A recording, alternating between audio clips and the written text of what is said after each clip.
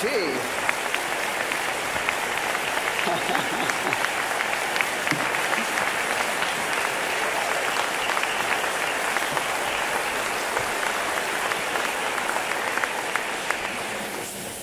Golly, it's all downhill from here now. You already stood up. I appreciate, Roger, you pointing out that I'm now the elder member of our new class of elected officials here in Oklahoma. And I really want to thank you for that introduction. I want to thank all of you for being here today. As was mentioned, we've set an all-time record for attendance at this event, and I think that says a lot about the enthusiasm people are feeling for Tulsa right now. Being mayor of Tulsa is the most challenging, all-consuming, rewarding job I ever expect to have. And I'm thankful for the love and support that I receive from our family as I serve our city. I want to recognize several of them who are here today. My wife, Susan.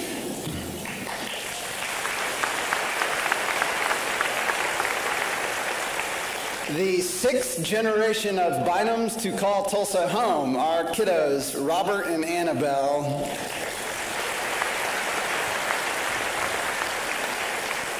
This is their first chamber lunch, so they're pretty stoked about the chocolate pie on the tables. My mom, Susie.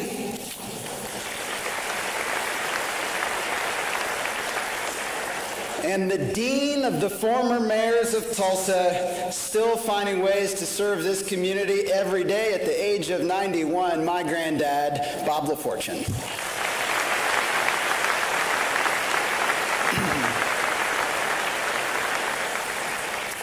I'm so honored today that we are also joined by our fellow Tulsan and our governor-elect, Kevin Stitt. Governor, would you please stand up?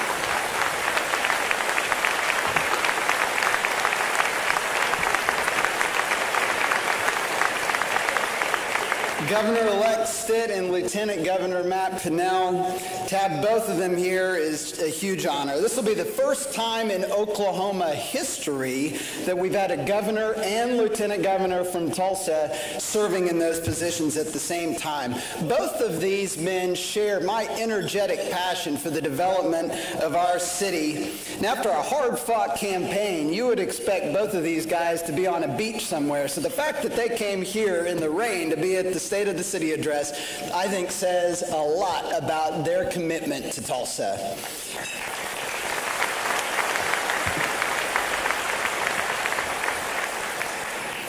And while I get to give the speech today, I want to be clear that the success that we're going to talk about and that we've enjoyed as a community over the last year has been a team effort. And I want to thank my partners in all that we're going to talk about today, our city auditor, Kathy Criswell, and my colleagues on the Tulsa City Council.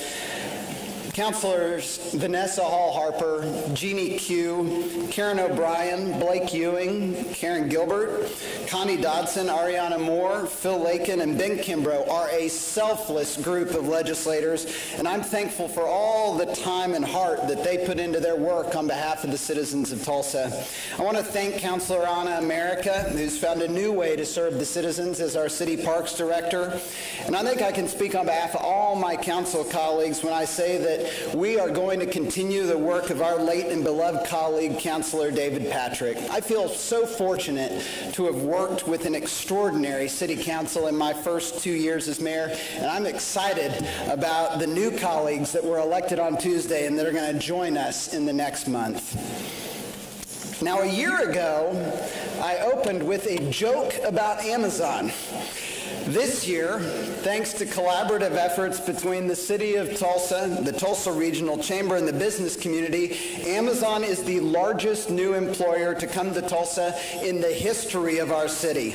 Crime is down, employment is up, Route 66 is alive again with Mother Road Market and so many entrepreneurs, and the greatest city park gift in American history is open on the shores of the Arkansas River. The state of our city is strong.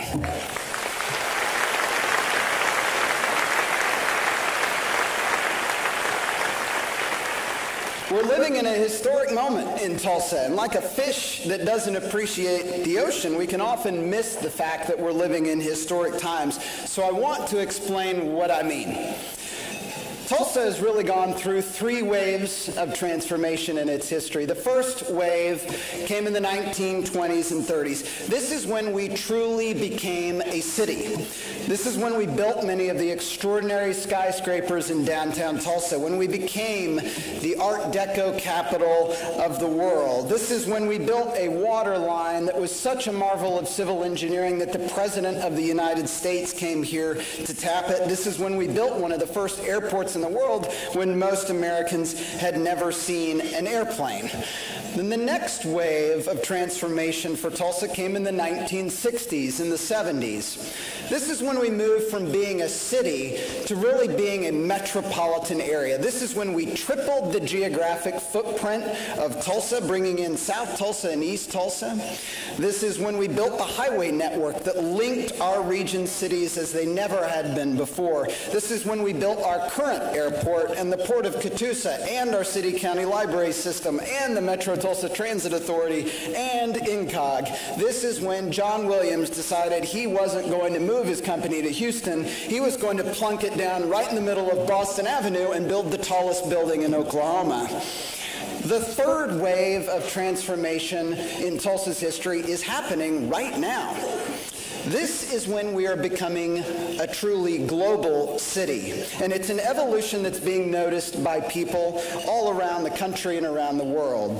This is the competitive landscape for cities in the 21st century, and Tulsa's striding across it. Part of being globally competitive is a shift in our mindset, that we recognize our competitors around the world, but also our collaborators here at home. That's why, after a quarter century of bickering, the fight between the city and the county over the jail is over. That's why we finally recognize that the greatest driver of sales tax growth for the city of Tulsa is regional employment, and why we aren't fighting with the suburbs over shopping centers anymore. We're working with the suburbs to bring the greatest companies in the world here to the Tulsa metro area.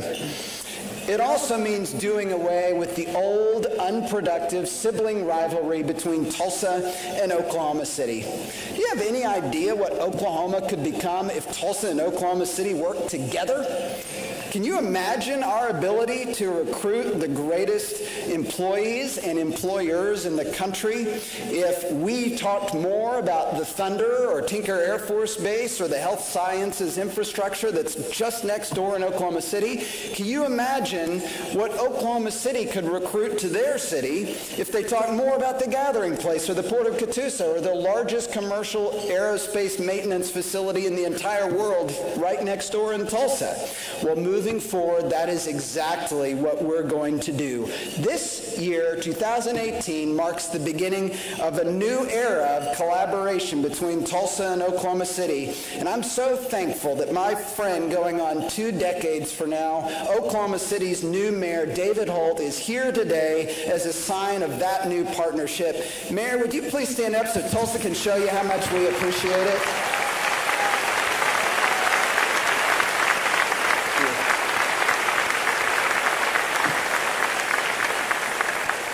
Now, to make Tulsa a globally competitive city, we have to work to do ourselves, of course. We have to focus on 3 main areas, and that's what we're doing. The first is that we have to be a safe city. If Tulsa isn't a safe city, people won't stay here, and they certainly won't move here.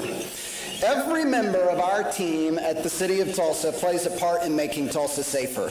Whether it's making sure that your water is clean or the ice is cleared off your streets or the stoplights work or the finances that support all of that are sound, or the people that call in and need to report concerns can get through to a 311 or a 911 operator. Everybody on our team at the city plays a part in making this a safe city. But the reality is that 2 years ago when I was sworn in as mayor, we didn't even have enough police officers to fill every beat. In that year, we broke Tulsa's all-time homicide record. So we pursued making Tulsa a safer city on 3 main tracks. First, the City Council and I have funded in consecutive years the 2 largest expansions of police hiring in Tulsa history. 90 new officers funded 2 years in a row. And to put this in context, in this century, we average about 30 new officers a year. So you're talking about 6 years worth of hiring over the last 2 years, and we will maintain our commitment to that path until we reach the patrol officer count that's been recommended to us by independent experts. Second, the Tulsa Commission on Community Policing, a group of citizens, police, and elected officials, developed a 77-point strategic plan to implement the most ambitious community policing program in the United States, and we've made substantial progress over the last year in implementing it. Community policing aims to build relationships between police officers and the community so that everyday citizens are empowered to make our community safer. As a result of this work, today, every officer on patrol in Tulsa wears a body camera. Citizen advisory boards have been established in every division and at headquarters. Training and officer wellness programs have been improved, and collaboration with local schools has been expanded.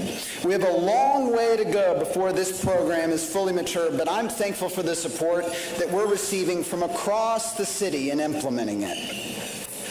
Our third path to make Tulsa a safer city is that we aren't just focusing more resources on public safety, we're also being smarter about how we do it. The #1 municipal arrest in Tulsa we make each year is public intoxication. These are generally either people who made a once-in-a-lifetime mistake or somebody with a serious drug and alcohol problem. Yet, for all of history, we threw all those folks in jail where they received no treatment, and all too often we pick them up just a couple weeks later and put them in jail all over again. Well, no longer. This year we opened the Tulsa Sobering Center, a partnership with 12 and 12, which serves as an alternative to incarceration. People who are picked up for public intoxication are given the option of either jail time, or they can go to the sobering center where they sleep it off for 12 hours, are offered treatment. If they accept it, they get it. If they don't want treatment, they're put in a cab and taken back where they were picked up. In the last month alone, over 80 people who would otherwise have gone to jail instead were picked up by Tulsa police, and 15 minutes later were in the care of a certified treatment center.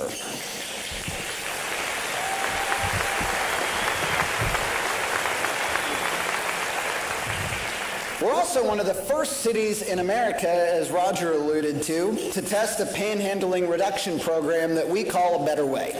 In this program, the city partners with the Mental Health Association of Oklahoma, and we send a van out in the mornings to find people panhandling around the city.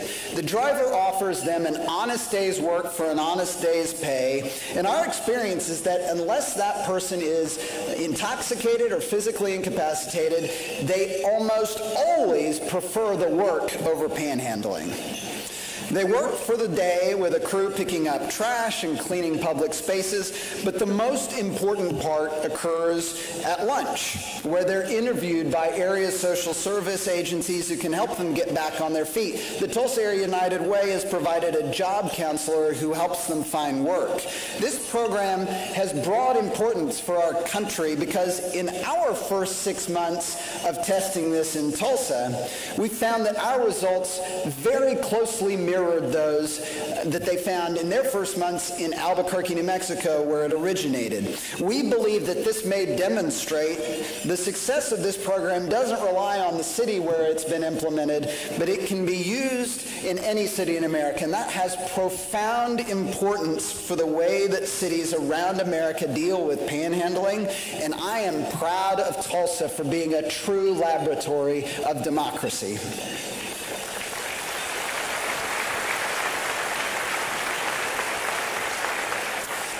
And we call it A Better Way because it's such a better means of assisting our neighbors in need rather than handing out money to somebody on the street. With this program, you'll know that the money you're giving to folks who are panhandling will go to get them back on their feet. If you would like to join the City of Tulsa in supporting this program, all you have to do is text ABW to 898-211, and you'll be directed to the Community Service Council's website to help. All of these local efforts, combined with incredible support from our state and federal agencies, have our homicide rate in Tulsa down more than 30% year over year.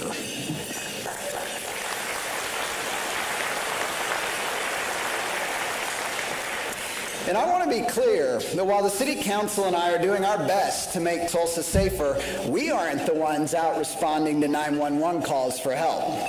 That responsibility falls on the men and women of the Tulsa Police Department. I'm so proud of the sacrifice and service that they deliver for the citizens of Tulsa. Our time today is limited, so I want to give you just one example from the last year.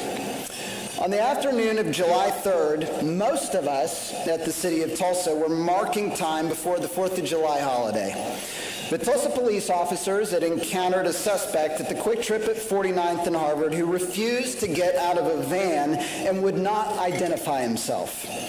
Showing remarkable calm and restraint, officers spent almost a quarter of an hour talking with him, asking him to get out of the van, but he wouldn't do it. So they called Sergeant Mike Parsons to the scene for deployment of a pepperball gun. Sergeant Parsons calmly explained to the suspect what was going to happen, but the suspect still refused to move. So Sergeant Parsons deployed a pepperball, and as he did so, the suspect opened fire on the officers.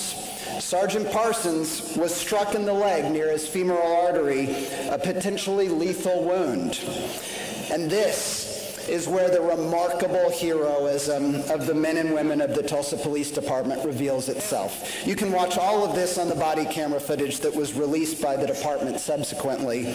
Officers take cover, and they ask Sergeant Parsons if they can take him to the hospital. Remarkably, he not only declines to go to the hospital, but instead calls two officers over to his side so he can lean on them for support as he directs the tactical response. He instructs younger officers to calm themselves, and officers move in to stabilize the suspect. Officers begin providing first aid to the suspect who just moments ago had been shooting at them with an intent to kill them. And a few minutes later, the body camera footage finds Sergeant Parsons sitting on the bumper of an ambulance, and a medic approaches to give him first aid, but Sergeant Parsons directs them to first assist the suspect who just moments ago had shot him. Now, all of this is a testament to the kind of men and women who serve you every hour of every day in the Tulsa Police Department, but there's an element of the miraculous in this story, too. You see, just that morning, Sergeant Parsons had been given a challenge coin by one of his colleagues and placed it in his pocket. The bullet, which could have killed him, instead struck the challenge coin, injuring his leg, but preventing the bullet from passing through and striking an artery. For the rest of my life, so long as I live, I will never forget the moment when I was standing beside Sergeant Parsons in that emergency room, and we found out about this miracle. Everything else fell away in my mind, and only three words remained. Thank you, God. Sergeant Parsons is here today with us. And I would ask that he stand up on behalf of all the men and women who are serving you in the Tulsa Police Department, and I would ask everyone here to join me in showing our appreciation to them. Thank you.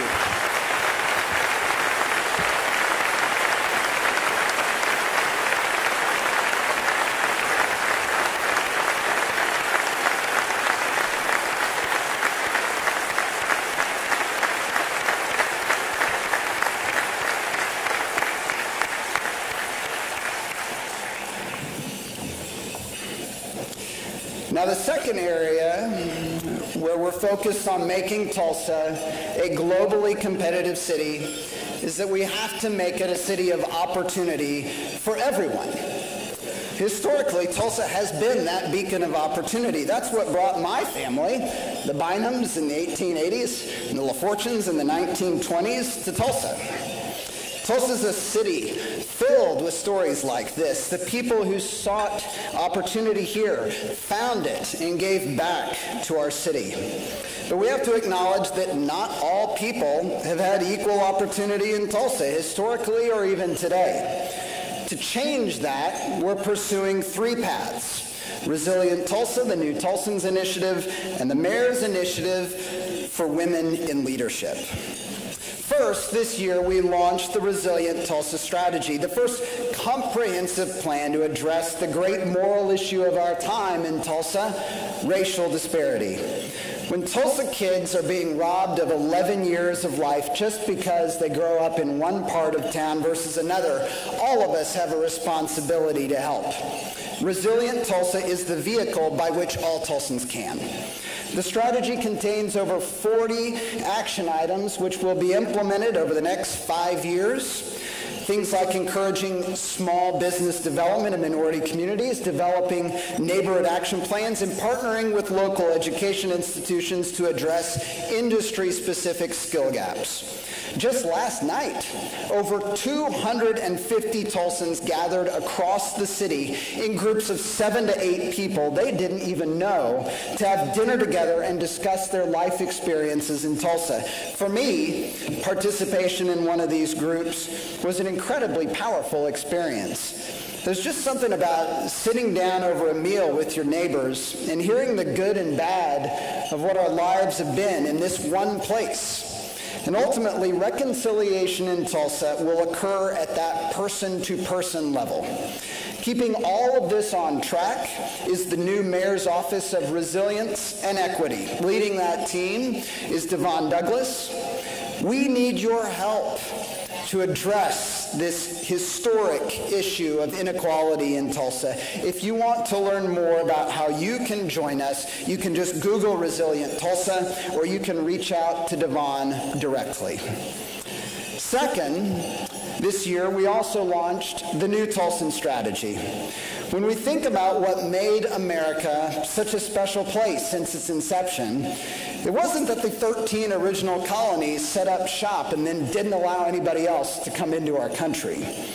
It was that America became a beacon of freedom and opportunity for people from all nations, which allowed us to attract the best and brightest from all around the world to our country. Yet today, when Americans talk about immigration, we almost always fall into the divisive trap of a debate about illegal immigration. But one of the most moving experiences for me as a mayor has been to attend citizenship ceremonies. To see our newest fellow Americans who've worked so hard and risked so much for years for the chance to be one of our fellow citizens, to see them take that oath and swear their allegiance to our country, it just fills your heart with gratitude to be an American. For those people, for those new Americans, we want Tulsa to be a welcoming city. A place where they can get good jobs, where their families can get good educations, where they are invited into the civic life and leadership of our city. That is what the New Tolson's Initiative is all about. Leading this initiative is Christina De Silva, our Director of Community Development and Policy at the City of Tulsa. And again, we need your help in making Tulsa a more welcoming place for our immigrant community. If you want to learn more about how you can join us, you can just Google New Tolsons, or you can reach out to Christina directly at the address there. The third initiative that we've launched this year to make Tulsa a place of opportunity for all people is the Mayor's Initiative for Women in Leadership. When I came in as mayor, we had one woman serving on city authorities and boards and commissions for every 2 men. So we've gone to work in addressing that imbalance in the belief that gender equity in leadership roles produces better results for all of us. We have worked to appoint more women to city authorities and boards. The city is undergoing a pay equity audit, and we're bringing forward a new city policy that will cause city jobs to be routinely compared to ensure pay equity. But most importantly for the future, we believe